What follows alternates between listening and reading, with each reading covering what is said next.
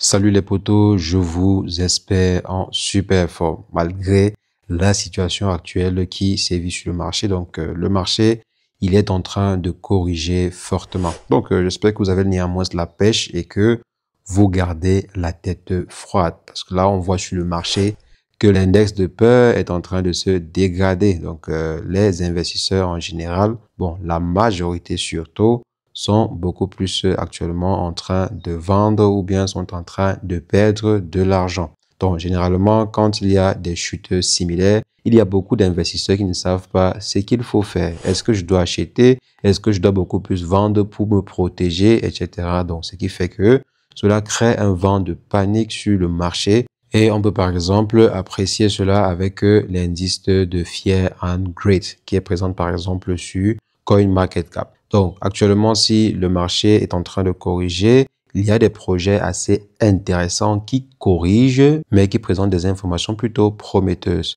Quand vous voyez le marché chuter drastiquement, il ne faut pas juste voir la chute, mais essayer de voir les mouvements qui se font sur le projet ou bien sûr le marché en question. Essayez de voir s'il n'y a pas, par exemple, des investisseurs qui sont en train de vendre en douce et d'autres achètent également en douce. Par exemple, un investisseur se décide de vendre massivement et plusieurs autres investisseurs, généralement les moyens investisseurs ou bien les petits investisseurs, suivent également la tendance et se mettent à vendre. Et c'est là que ce dernier achète discrètement. Il n'achète pas encore brusquement sur le marché, mais il achète discrètement des tokens sur le marché. Et au final, à la fin du bear market, on va se rendre compte que ces baleines-là, ces gros investisseurs-là, ont accumulé massivement pendant le bear market. Donc, pendant que vous étiez peut-être en train de vendre ou bien pendant que certains étaient en train de vendre, eux, ils ont vendu massivement pour installer la peur sur le marché. Et ensuite, lorsque le marché s'est mis à vendre progressivement, eux, ils ont acheté plutôt progressivement sur le marché. Donc, ce sont également des signes qu'il faut essayer de scruter sur certains projets. On va essayer de voir, par exemple,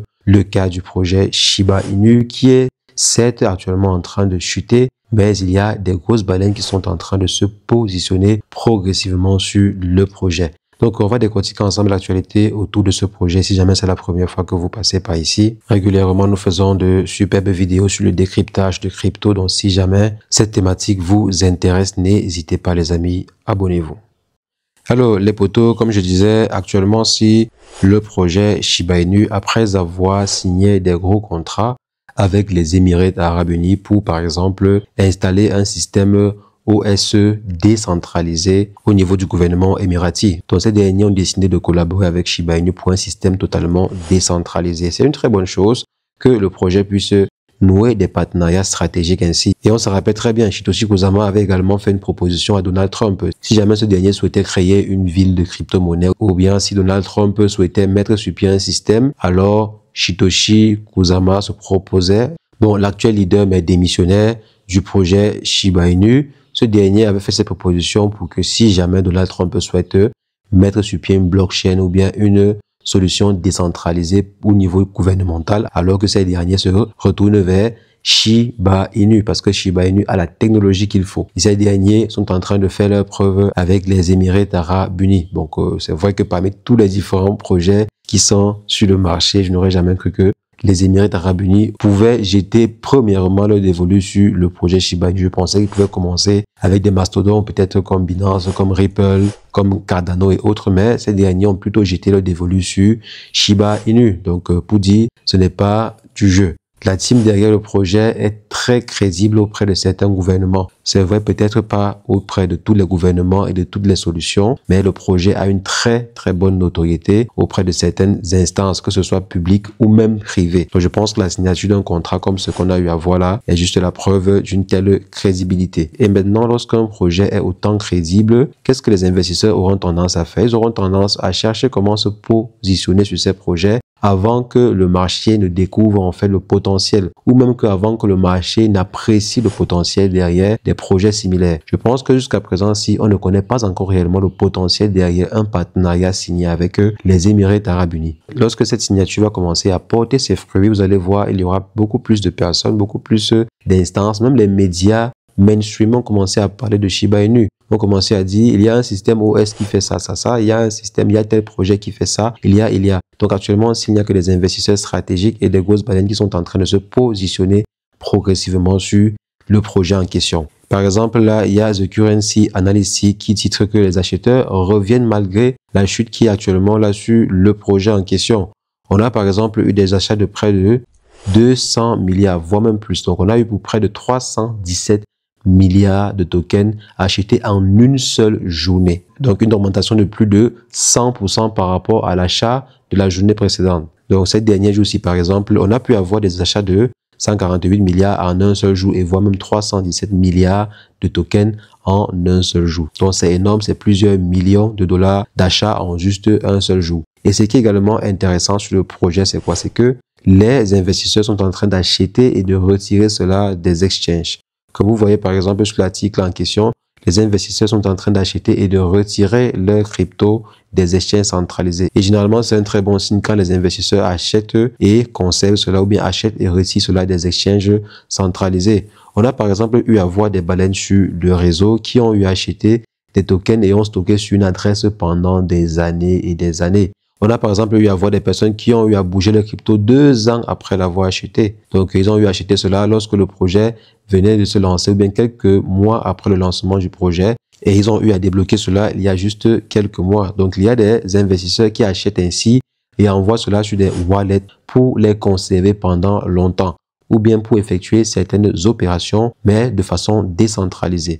Donc, ça pourrait être intéressant de voir le comportement de ces baleines-là sur les échanges décentralisés ou bien sur des plateformes décentralisées parce qu'ils sont en train de retirer pour les conserver sur des wallets décentralisés. Donc, c'est plutôt intéressant. Ça pourrait aussi améliorer les transactions au niveau de Shibarium. Donc, ils peuvent par exemple le retirer ainsi pour peut-être améliorer les transactions au niveau de Shibarium ou pourquoi pas. Ça peut également être ces Emiratis-là qui sont en train d'accumuler massivement pour le projet en question ou bien pour des investissements propres. Parce qu'on sait également que les Émirats arabes unis sont en train de diversifier leur portefeuille d'actifs pour ne plus trop être adossés au pétrole. Parce que actuellement, si leur économie est beaucoup plus basée sur le pétrole, donc ils sont en train d'essayer de diversifier leurs investissements ou bien leurs avoirs. Je pense qu'en détenant du Shiba Inu, ça peut être intéressant. Donc, il est possible que les Émirats arabes unis soient actuellement en train d'investir massivement sur le Shiba Inu. Et je me rappelle, il y a de cela quelques temps, je pense qu'on prévoyait des investissements à plusieurs milliards sur le projet en question, sur le projet Shiba Inu. Donc, pour l'instant, on n'a pas encore eu les informations relatives à ces investissements de plusieurs milliards sur le projet Shiba Inu, mais ça peut arriver.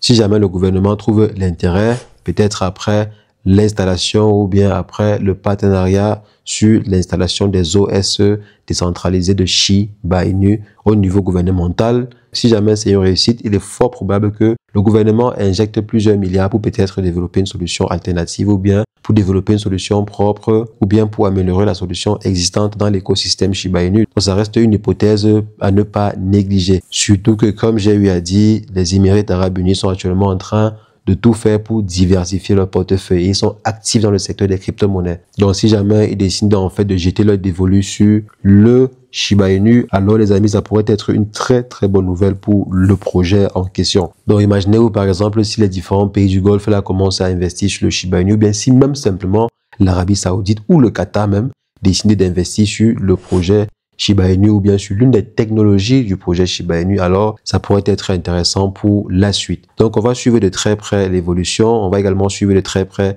le comportement des baleines sur le réseau.